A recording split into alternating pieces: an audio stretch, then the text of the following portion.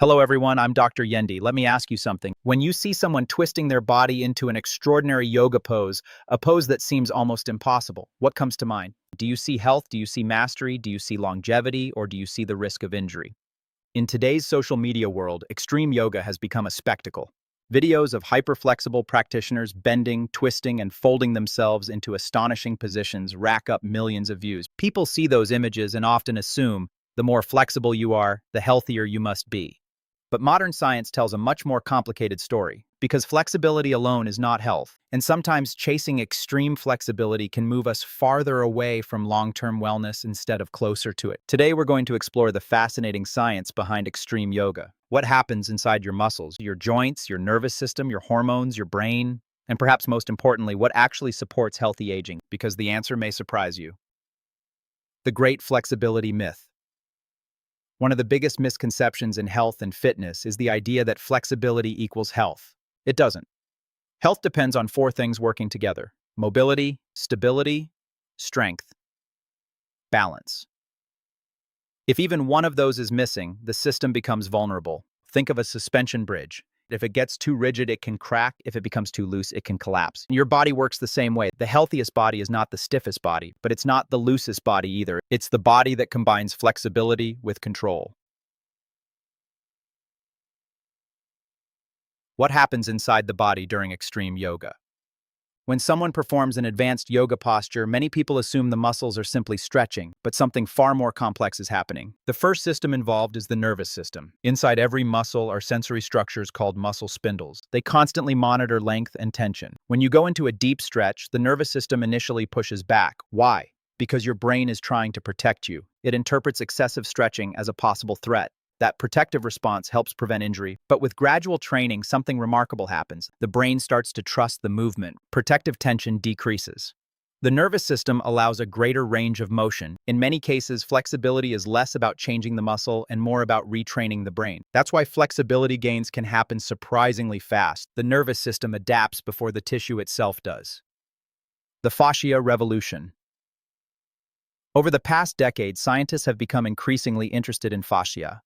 Fascia is the connective tissue network that surrounds muscles, tendons, nerves, and organs. Think of it as the body's biological web. Long-term yoga practice appears to influence fascial structure. Repeated stretching can change hydration patterns. Collagen alignment can shift. Movement pathways can become more efficient. That's one reason experienced yogis often move with such fluidity. But fascia adapts slowly.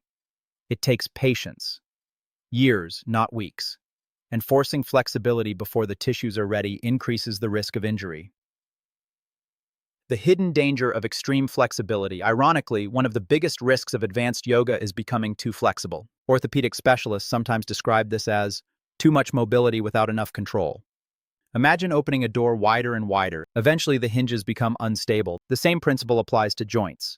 Many advanced yoga injuries involve joint instability, labral tears, ligament overstretching, shoulder impingement, spinal stress, nerve irritation. These injuries often develop slowly, not from one dramatic accident, but from thousands of repetitions at the edge of what the body can safely handle. The social media trap. Social media has transformed yoga.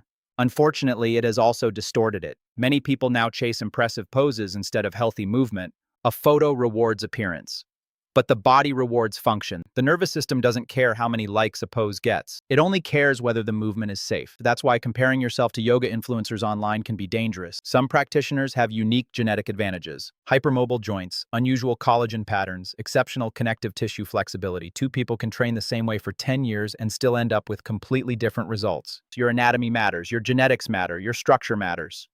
The goal should never be to copy someone else's body. The goal should be to optimize your own. Is pain a good sign? Absolutely not. This is one of the most important messages in yoga science. Many people confuse discomfort with progress, but the body speaks in different ways. A stretching sensation? Normal. Mild muscular discomfort? Usually acceptable. Sharp pain? A warning sign. Joint pain? A warning sign. Numbness? A warning sign. Tingling? A warning sign. Electric or shooting sensations? A warning sign. Pain is not proof of progress. Pain is information. The body is telling you something. The smartest athletes and yogis learn to listen. The most powerful part of yoga isn't the posture. Now we come to what may be the most important part of this discussion: pranayama, the science of breath. Because if we look carefully at modern research, many of yoga's greatest benefits may not come from the poses at all. They may come from breathing. Pranayama literally means breath regulation, and breathing directly affects the autonomic nervous system.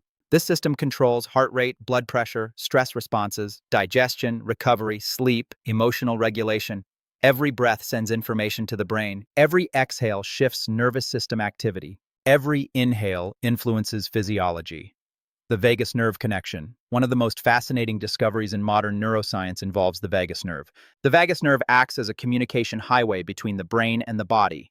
Slow, controlled breathing stimulates vagal activity. When that happens, heart rate slows, stress decreases, recovery improves, inflammation may decrease, heart rate variability increases, and HRV is one of the most important markers of resilience. That's one reason breathing practices can have such a powerful effect on emotional well-being. Many people spend years trying to control their thoughts.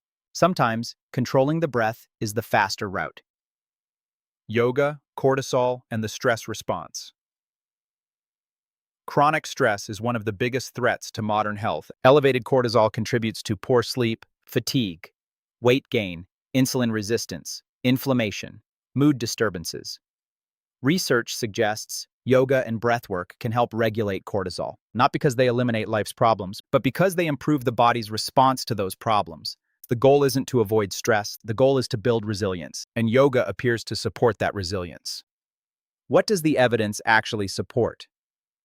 When we look at the strongest scientific evidence, yoga consistently shows benefits for stress reduction, anxiety management, sleep quality, blood pressure regulation, balance in older adults, flexibility, chronic low back pain, heart rate variability, emotional well-being. Notice something? None of these require extreme postures. None of them require circus-level flexibility. Most of the benefits come from consistent practice, not spectacular performance. The longevity perspective. At OXYZEN, we focus on longevity, not just living longer, living better. When we study the world's healthiest aging populations, we see a common pattern. They move regularly, they maintain strength, they preserve balance, they manage stress, they sleep well, they stay socially connected. Yoga can absolutely be part of that, but it should be one part of a broader health system. Walking, strength training, zone 2 cardio, good nutrition, sleep optimization, breathwork. Together, these create resilience. What should most people do? If your goal is longevity, healthy aging, and performance, you do not need extreme yoga. You need sustainable yoga. You need movement your body can recover from. You need breathing that calms the nervous system. You need strength that protects the joints. You need balance that helps prevent falls. You need consistency, because consistency beats intensity every time. Final thought, is extreme yoga a boon or a bane? The answer is both. For a highly trained practitioner who understands anatomy, progression, and control, extreme yoga can be an extraordinary expression of human movement. For the average person chasing flexibility without stability, it can become a path to injury. The healthiest yogi is not necessarily the most flexible person in the room. The healthiest yogi is the person whose body stays strong, mobile, resilient, and functional into their 70s, 80s, and 90s. The purpose of yoga was never to impress others. The purpose of yoga was transformation, not just bending the body, but strengthening the connection between body, brain, breath, and awareness. Because in the end, longevity is not about how far you can stretch, it's about how long you can thrive. I'm Dr. Yende. This is OXYZEN Health Intelligence. And before I leave you with a question, would you rather have extraordinary flexibility for 10 years or extraordinary resilience for a lifetime? Let us know in the comments below, and I'll see you in the next episode.